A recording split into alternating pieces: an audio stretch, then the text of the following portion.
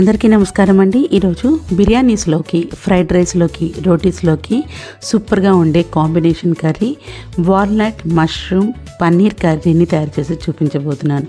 నేనైతే ముందుగా ఇక్కడ బిర్యానీ కోసం, ఆ తర్వాత గ్రేవీ కర్రీ కోసం కావాల్సినటువంటి కొత్తిమీరని, పుదీనాని ప్రిపేర్ చేసి పక్కన పెట్టేసుకుంటున్నాను. ఈ పని చేసుకుంటే మిగతాదంతా చాలా ఈజీగా మనం చేసేసుకోవచ్చు. తర్వాత వీటిని సన్నగా తరిగి పక్కన పెట్టేసుకోవాలి. ఇప్పుడు వాల్నట్స్ని తీసుకొని అవి మునిగే వరకు వాటర్ని వేసి ఒక 2 గంటల పాటు నానబెట్టుకోవాలి. ఇవి మార్నింగ్ లేవగానే ఈ పని చేసేసుకుంటే మనం కర్రీ ప్రిపేర్ చేసే టైంకి ఈజీగా నానిపోతాయి. ఇప్పుడు మష్రూమ్స్ని బయట నుంచి తెచ్చినవి తీసేసుకొని ఒక బౌల్లోకి వేసుకొని వాటర్ వేసేసుకోవాలి. తర్వాత దీంట్లోకి కాస్తంత కల్లుప్పుని యాడ్ చేసేస్తే దానిపైన ఉన్న బ్యాక్టీరియా కానీ మట్టి కానీ మొత్తం పోతుంది. వీటిని శుభ్రంగా 2-3 సార్లు కడిగేసుకోవాలి. తర్వాత వీటిపైన ఉన్నటువంటి పీల్ని కూడా తీసేసుకోవాలి.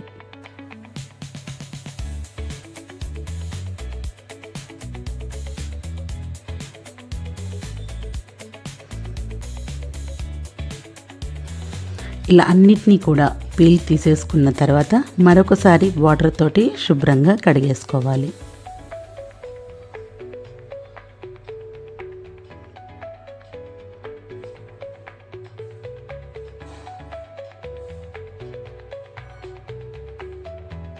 తర్వాత వీటిని 2 పార్టీషన్స్గా కానీ లేదంటే 4 ముక్కలుగా కానీ కట్ చేసుకొని పక్కన పెట్టుకోవాలి.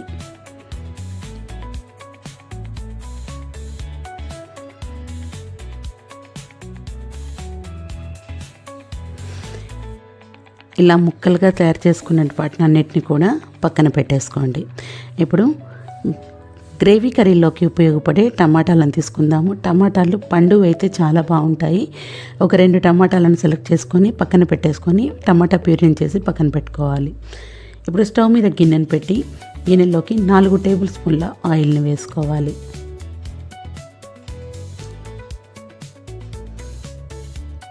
ఆయిల్ హీట్ ఎక్కిన తర్వాత కట్ చేసుకున్నటువంటి మష్రూమ్స్ని వేసుకొని వీటిలోని నీరంతా పోయి చక్కగా ఫ్రై అయ్యే వరకు వీటిని కలుపుకుంటూ ఉండాలి. వీటి నుంచి వాటర్ కూడా బయటికి వస్తుంది. దీనికైతే దాదాపు 10 నిమిషాల టైం అయితే పడుతుంది.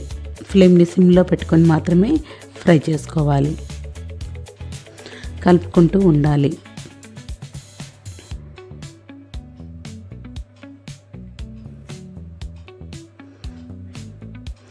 వాటర్ అంతా దిగిపోయి కలర్ మారిన తర్వాత ఇప్పుడు మనం వీటిని వేరే ప్లేట్లోకి తీసేసుకోవాలి. వాటర్ అంతా ఇంకిపోయి ఒక ఆయిల్ మాత్రమే మిగులుతుంది. ఇప్పుడు అదే ఆయిల్లో పన్నీర్ క్వాంటిటీని ఇట్లా పెద్ద పీసులుగానే ముందుగా మనం లైట్గా ఫ్రై చేసుకోవాలి. మరి కలర్ వచ్చే వరకు ఫ్రై చేసుకోకూడదు, లైట్గా ఫ్రై చేసుకోవాలి.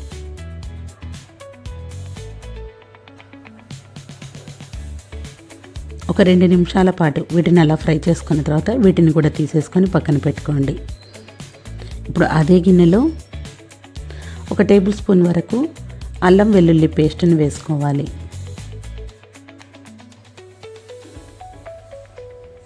తర్వాత వీటిని ఆయిల్లోకి కలిపేసుకొని పచ్చివాసన పోయే వరకు ఫ్రై చేసుకోవాలి.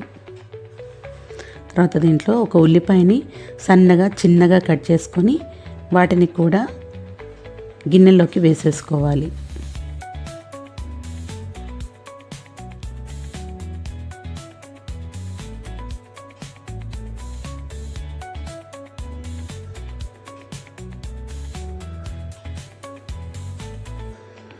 ఇవి కూడా ఫ్రై అయిన తర్వాత ఒక 5-6 పచ్చిమిరపకాయలని నిలువుగా కట్ చేసుకొని వేసుకొని కాస్తంత కరివేపాకును కూడా వేసుకొని మరొకసారి కలుపుకోవాలి.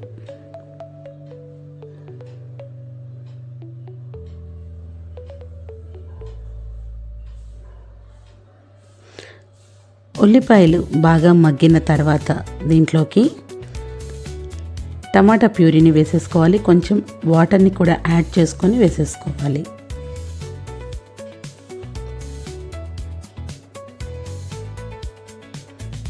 తర్వాత దీంట్లోకి ఒక చెక్క, 2 లవంగం, ఒక యాలుక్కాయ, ఒక బిర్యానీ ఆకును వేసి కాస్తంత పసుపును వేసి మరొకసారి మొత్తం కలుపుకోవాలి.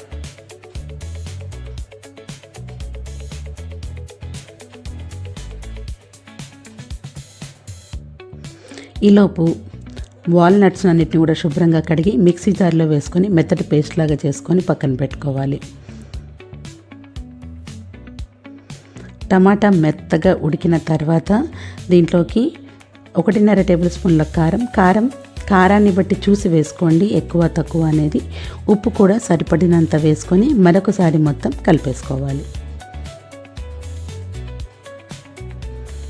దీంట్లోకి ఇప్పుడు 1 స్పూన్ ధనియాల పొడి, 1/2 టీ స్పూన్ వరకు గరం మసాలా వేసుకొని మరొకసారి కలియబెట్టేసుకోవాలి. ఆయిల్ సపరేట్ అయిన తర్వాత పేస్ట్ చేసుకున్నటువంటి వాల్నట్ని మొత్తం వేసుకొని కొంచెం వాటర్ని కూడా జార్లోకి వేసుకొని ఆ వాటర్ని కూడా గిన్నెలోకి యాడ్ చేసేసుకోవాలి. ఒకసారి మొత్తం కలిపేసుకోవాలి.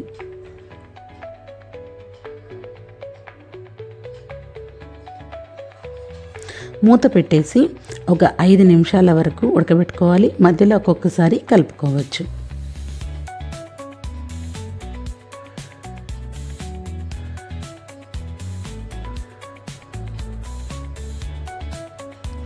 ఐదు నిమిషాల తర్వాత ఫ్రై చేసుకున్నటువంటి మష్రూమ్స్, సన్నగా కట్ చేసుకున్నటువంటి పన్నీర్ ముక్కల్ని వేసేసుకోవాలి.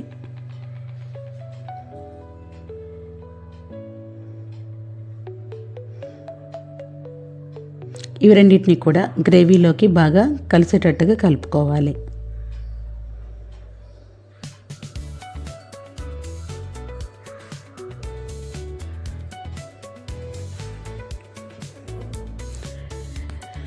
కలుపుకున్న తర్వాత మూత పెట్టేసి మరొక 5-6 నిమిషాల వరకు ఉడకనివ్వాలి.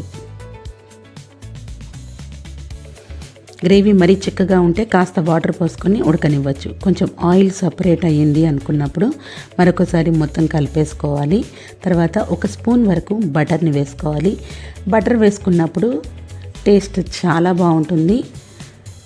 టేస్ట్ అనేది రెట్టింపు కూడా అవుతుంది. తర్వాత లాస్ట్లో 1 స్పూను 2 స్పూన్ల వరకు క్రీమ్ని కూడా వేసేసుకొని మరొకసారి మొత్తం కలిపేసుకోవాలి. క్రీమ్ వేసుకున్న తర్వాత 2 నిమిషాల కంటే ఎక్కువగా ఉంచాల్సిన అవసరం లేదు.